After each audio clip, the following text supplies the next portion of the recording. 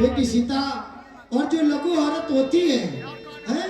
वो अपने पति को छोड़कर के दूसरे के साथ रमण करती है, ये तीसरी औरत होती है। बिन अवसर भय तेरे जोई जानो अदम नारी जग सोई। और बेटी सीता, जो स्त्री अपने पति की सेवा करती है वही वैकुंठ को प्राप्त करती है।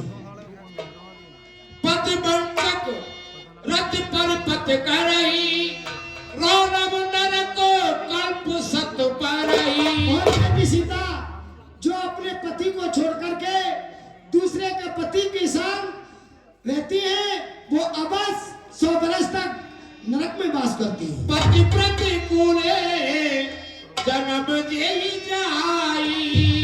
पति प्रतिकूले विधवा होए पाए कराई। पाए कराई विधवा होए पाए कराई। और बेटी सीता, जो अपने पति की निंदा करती है और दूसरे के पति की सराहना करती है वो अवश्य निश्चय में ही विधवा, बचपन में ही विधवा सुन होती है। सीता तब नाम सुमर नार पतिव्रति करई। तोय परम प्रिय राम कयऊ कथा संसार हित। बेटी सीता, और तुम्हें तो सदा ही राम प्यारे हैं, तुम अपने पति की सेवा करना। ये चुंदरी उड़ा दी है मैंने तुम्हारे लिए, जब तक तुम वनों में रहोगी तब तक तुम्हारे लिए भूख और प्यास नहीं सताएगी। बेटी सीता जाओ, श्री राम तुम्हारा इंतजार करते होंगे, जाओ बेटी।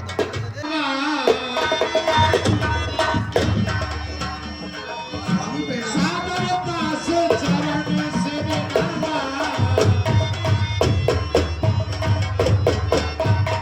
प्रभु मुन सन कह कृपा निधाना। आयुष्य होए जाऊं बन आना। हे गुरुदेव, अगर आपकी आज्ञा हो तो मैं आगे के लिए प्रस्थान करूं।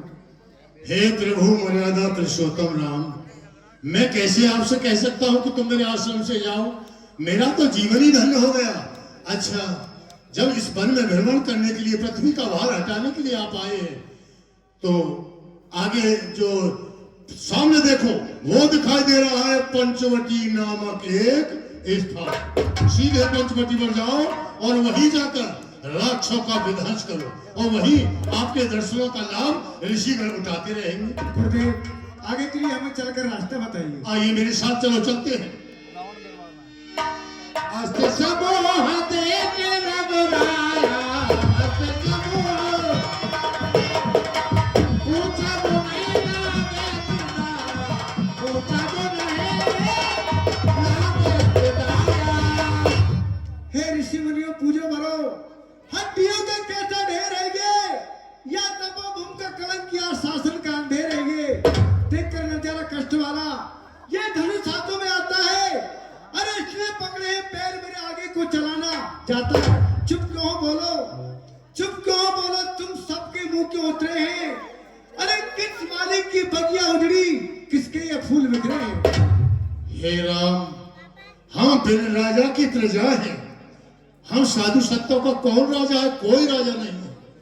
आतापी पातापी नाम के 2 राक्षस हैं। वो निमंत्रण देने के लिए आते हैं, साधु चले जाते हैं, और जब निमंत्रण देकर के वो आते हैं तो साधु आ जाते हैं। उन साधुओं को आतापी पातापी नाम के राक्षस खा जाते हैं।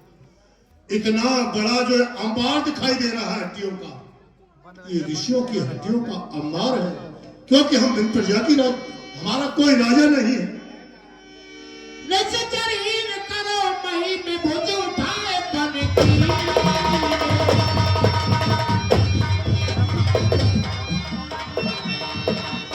सकल मुनि के हाथ में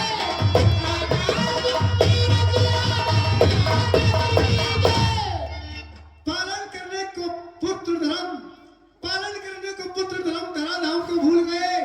अरे अवतार लिया था जिस कारण, उस बड़े काम को भूल गए। तुमने ही याद दिलाई है, अब नहीं प्रतिज्ञा छोड़ेगी। अरे भूपन में भूपन के पति की निद्रा जिस भांति छुड़ाई गई, ब्राह्मण राक्षस गर्ज उठे। ऋषिमंडल सुनो प्रतिज्ञा ये, पाताल सुनो, भवलोक सुनो, 9 लोग सुनो प्रतिज्ञा ये। मैं भुजा उठा प्रण करता हूँ। अरे आपसे यह है काम मेरा, पृथ्वी को दुष्टों से हीन करूं तो दशरथ नंदन नाम मेरा। बोलिए भक्त वत्सल भगवान की जय। प्रभु हम भी आपको एक शक्ति देंगे और समय समय पर आपके दर्शनों का लाभ उठाएंगे और वही कार्य करेंगे जो आप कहेंगे। सामने पंचवटी नाम का एक स्थान है, आप वहां से राक्षसों का विध्वंस करिए। गीतराज से भेंट भई बहुविध प्रीति बना।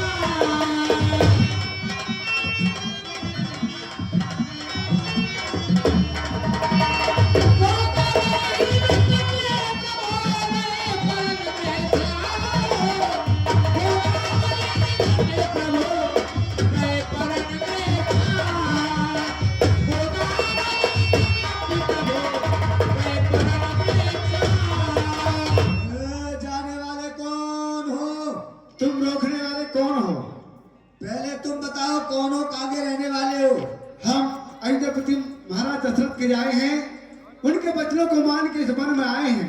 हमारा नाम राम है, ये हमारे भाई लक्ष्मण है, ये हमारी पत्नी सीता है।